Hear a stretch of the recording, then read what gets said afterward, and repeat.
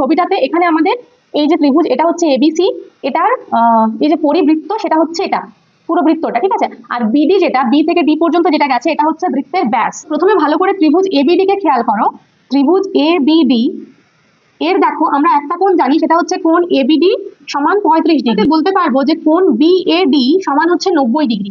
কেন? দেখো এটা হচ্ছে অর্ধবৃত্তস্থ কোণ, যেহেতু বিডিটা হচ্ছে বৃত্তের ব্যাস, তার জন্য কি এই ব্যাসের ওইদিকে যে কোণটা তৈরি হবে সেটা অবশ্যই অর্ধবৃত্তস্থ কোণ হবে। তাহলে এই কোণটা হলো 90 ডিগ্রি। তাহলে একটা ত্রিভুজে যদি দুটো কোণ আমরা জেনে থাকি তাহলে অন্য কোণটা সেখান থেকে পেয়ে যাবো। এটা হচ্ছে কোণ এডিবি, অর্থাৎ এই কোণটা। এবার দেখো এই যে বৃত্তটা রয়েছে, এই বৃত্তের এবি বৃত্তচাপের উপর যদি দুটো বৃত্তাংশস্থ কোণ থাকে, আমরা কি জানি যে একটা বৃত্তচাপের উপর যদি দুটো বৃত্তাংশস্থ কোণ থাকে তখন সেই দুটো কোণ সমান হয়। অর্থাৎ এই যে এবি বৃত্তচাপের উপর দুটো কোণ হচ্ছে, এডিবিটা যদি 55 ডিগ্রি হয়, সেখান থেকে আমরা কোণ এসিবি সমান কত বলতে পারবো? কোণ এসিবি সমান হবে 55 ডিগ্রি।